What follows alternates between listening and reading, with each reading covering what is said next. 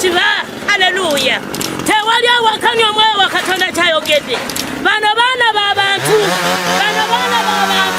Haleluya. Luno lutobazzi Katonda yatonda eggulu n'ensi. Ye yatondawo ettaka lino. Era yayongera obuweereza bwagalawa. Era bugenda kubeerawo. Oba Sitaani ayogera oba tayagala obuweereza bugenda abeerawo. Ebyo bye byange. Nze bampita Nasiru Mbisuza. Mbeera muno mu Seeta njagala. Mama omusumba wabadde bamuyitaana. Kyaki yaffe omwoyo mutukuvu yatuvuga.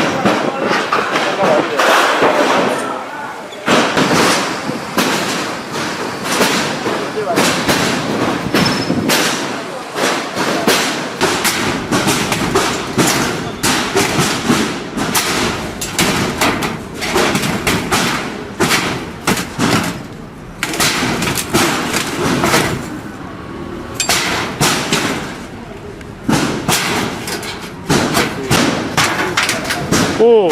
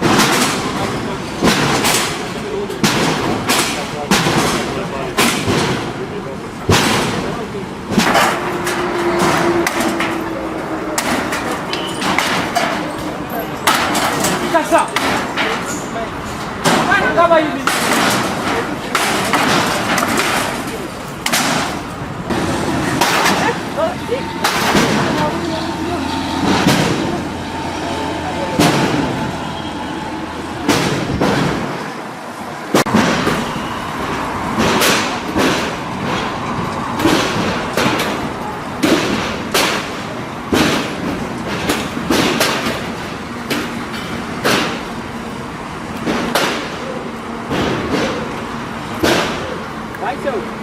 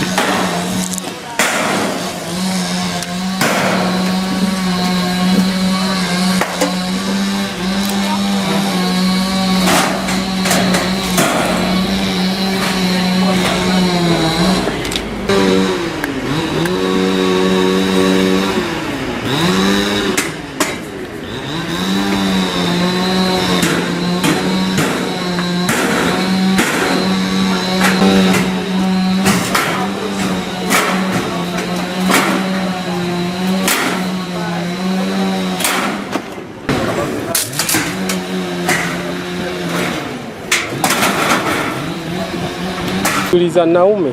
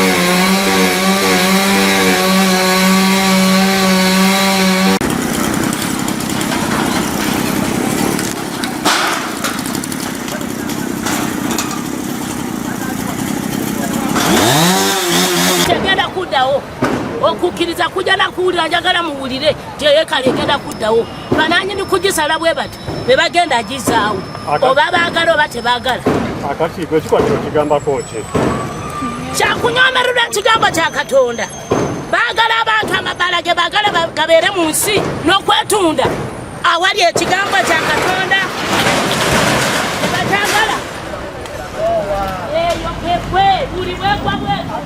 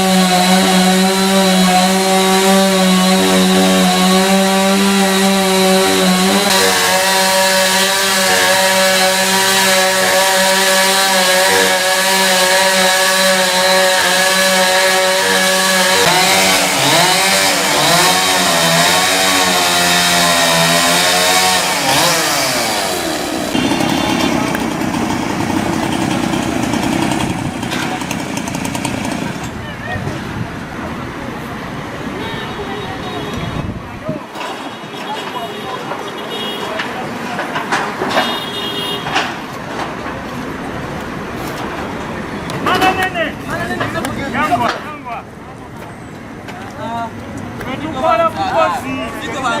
Na mshaji te watu kama mwana mketo. Mama wange. Katubona bona muketo te mtu wa sente. Mtu wa sente. Ateka atakatu wa sente.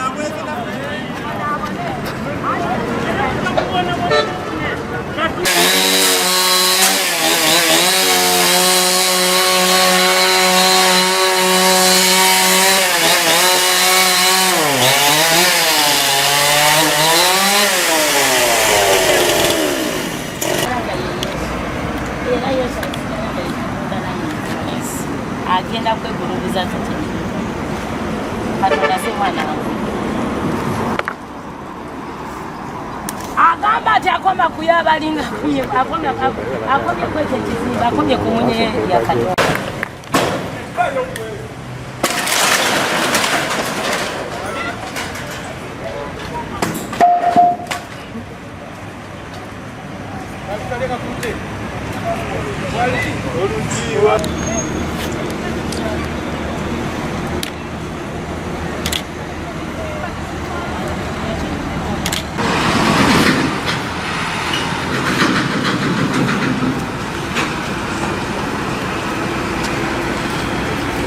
Wamu manyi yandibadde mukolo ki?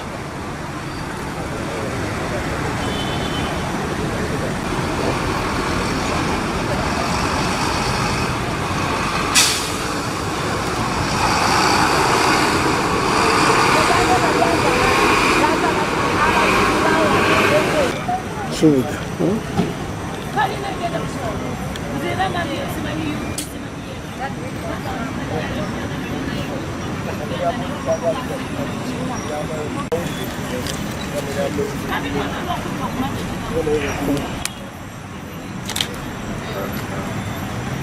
Rasta.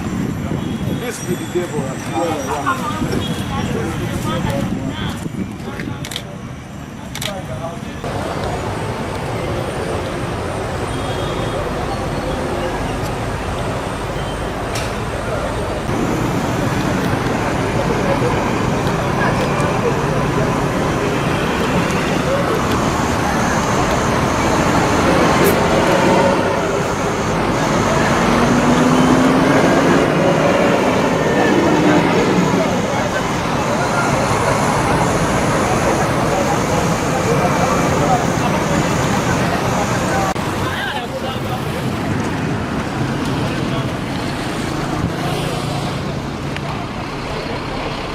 Wano kyebakoze buli wamu kigende nga kikolera tebakikola wano wokka tutaase entobazi zaffe ziweddewo omusana gutwokya ennaku zino tulinganga abali mu ddungu lwakino entobazi ezatuyambangako generating enkuba ziweddewo kakati enteekateeka eno ey'okumenya etwala obudde n'essente za gavumenti mwe ng'abakulembeze mulina nteekateeka ky'okulaba nga abantu bano tebazimba ate gavumenti ekozesa ssente kubamenya. Ekyo kye ŋŋambye nti physical planners aba environment officers ku level zaffe eza municipality ku poliisi tubasaba essente yagenda wano nkuyanja so essente nga tebannagiteekako abantu mubasitopingirewo from day one kuba kyemmanyi bwe baali bazimba ekintu ekyo physical planner ateekwa okuba yakirabanga bakizimba ekiro kyonna ekikomera okubaawo so abantu baffe nga tebannayonoona ssente babasitopingire wali ddala obutabanga bonoona essente naye ekyentobazi nze ndi musanyufu nnyo n'ennema kyekoze kuba entobazi ziweddewo wali munnammanve tufuna myala buli nkuba weetonya enkuba eyiika buli kanaku nze ng'omukulembeze kyenjagala ogamba ba physical planner mwababa abantu bano olukusa okuzimba nga tonnaba kuapuruvinga muntu azimbe mu lutobazi soka omubuuze certificate eva mu NEMA bwe bajja apuruvinga omukkiriza azimbe naye ku lugambo lwange lwenfunyeko olutonotono lwesiteekakasa abannema baŋŋamba nti bamukkiriza kuzimba waggulu eri wano si bwewwo naye kyeŋŋamba ba physical planner nti kakasa w'omukkiriza ozimba NEMA we mukkiriza okuzimba naye nze kyemanyi nti mukama agamba nti buli sitani lwavumule katonda abala nayinza okuzimba wabadde mabaati nangirira kalina n'abagimenye ensonyi zibakwata kubanga siifu abasoose okuba mu lutobazi namanve yona lutobazi shoprite lutobazi siitaka kabi era abakikoze njagala Katonda akibabalire.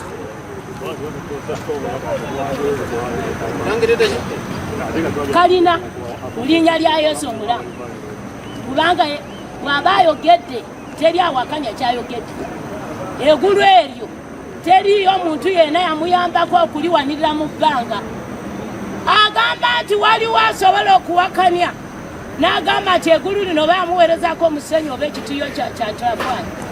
Bw'abanga tewaliwo yayamba Katonda okuwanirira eggulu eryo mu bbanga, n'amazzi ge tuyimiriddeko gano, era ag'amaanyi agakola ebyo ge gagenda okuzaayo ekyaki.